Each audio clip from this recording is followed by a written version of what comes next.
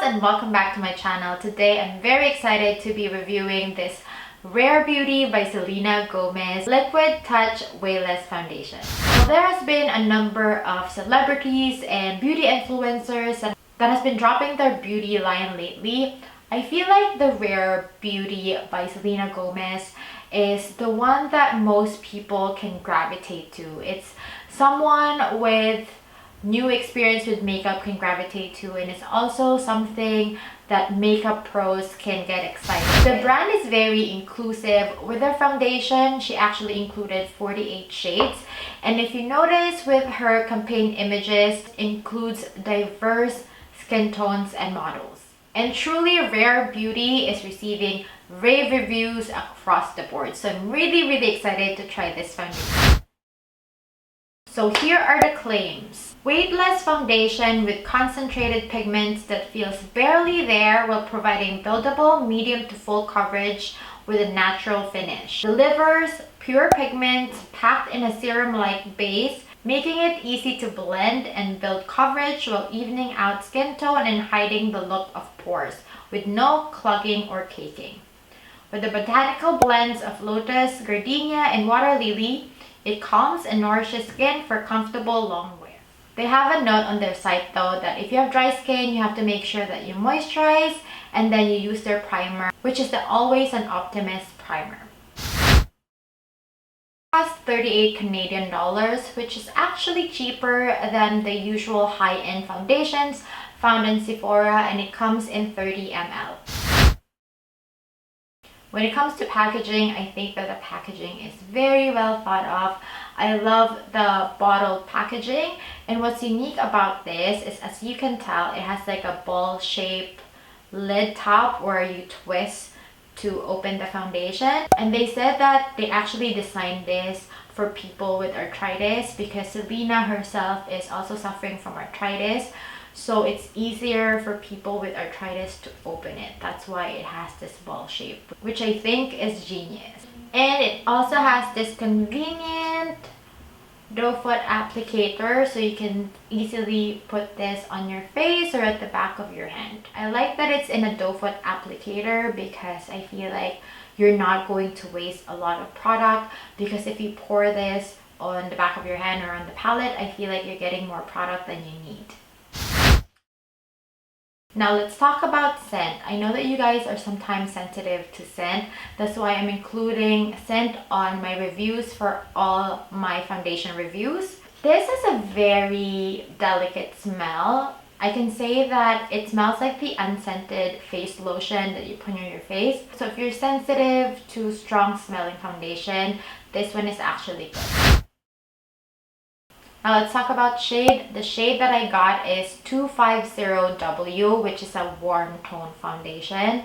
And I'm just so happy because I feel like this is a perfect match on my skin tone. I rarely get a perfect match with foundations. Usually I have to mix two foundations to get my perfect skin tone. But this one really matches my skin tone, so I'm really glad that she included 48 shades in her collection. So let's do the try on. So actually yesterday I already opened this because I was very curious what the shade would look like. This is what happened when I opened it. There's like oils that came out. Well, I fixed it, but you can still see on the side. So that's the oil that came out of the bottle. So I think I really have to shake this well. So I have combination skin. I have an oily T-zone and dry on some parts of the face. And I don't know if you had this because of COVID, but I had masked acne. And it's healing now, but you can still see like the dark spots. And a little here as well. They said that this is buildable from sheer to full, so we'll see. Just gonna swatch it on my face. Oh, it's liquidy. It reminds me of the MAC Face and Body foundation. I'm gonna put it on my face like this. Oh, nice. I think it matched with my neck.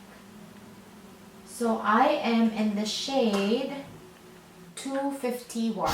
This is the side with the foundation.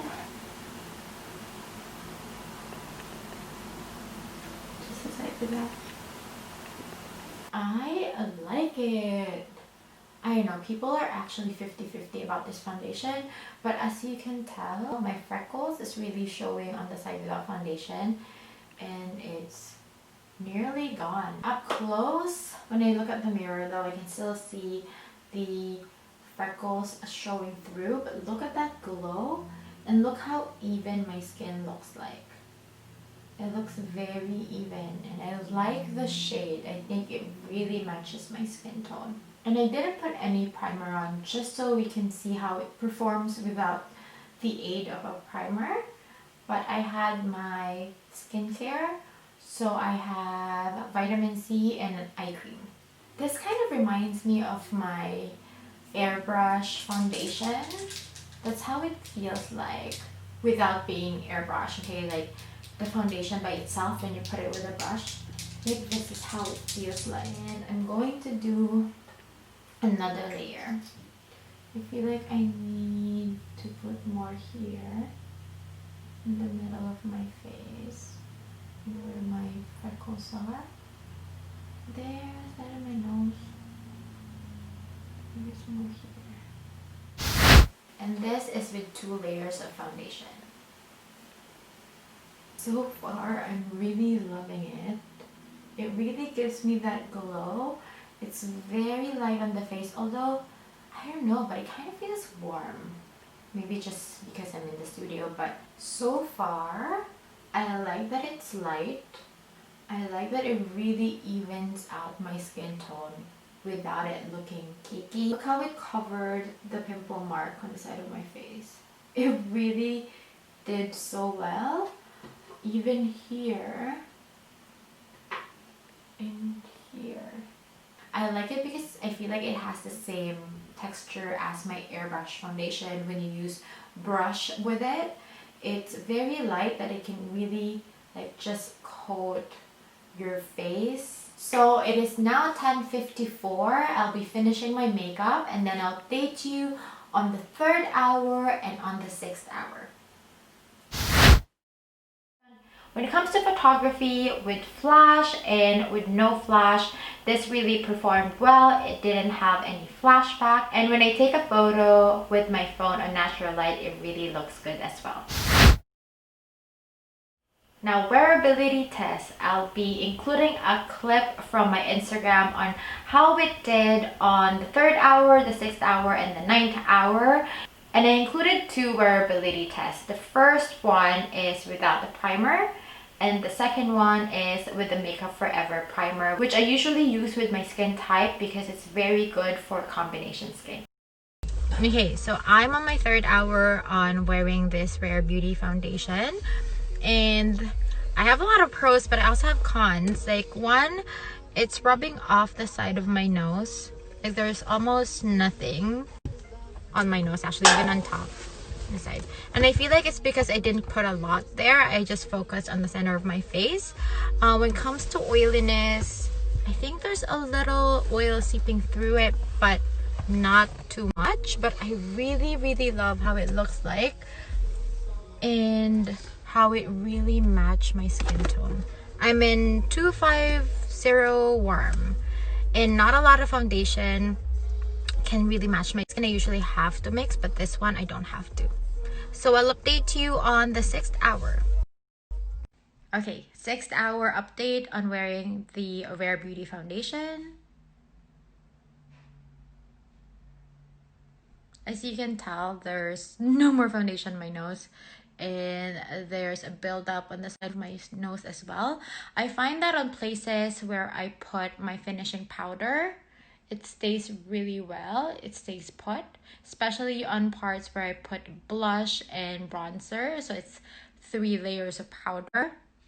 But on parts where I didn't put the powder, it's looking a little patchy, which was also the case for other people who had reviewed this foundation who has more of an oily skin. I have combination, so I find that the parts where I'm dry, it stayed put really well, but the T-zone where I'm usually oily.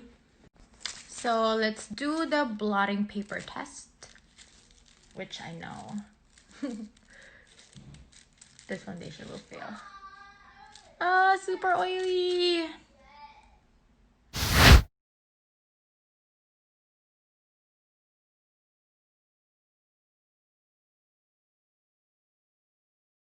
So, third hour update. I'm actually very happy with how the foundation is looking with the Makeup Forever primer. As you can tell, the foundation looks like how it looks like when it was freshly put it on, except for the side of my nose, which is usually my problem. On the sixth hour, even with the primer and with the setting powder, there's barely no foundation on my nose. The side of my nose is actually building up, and then on my cheeks, it's sinking into my pores.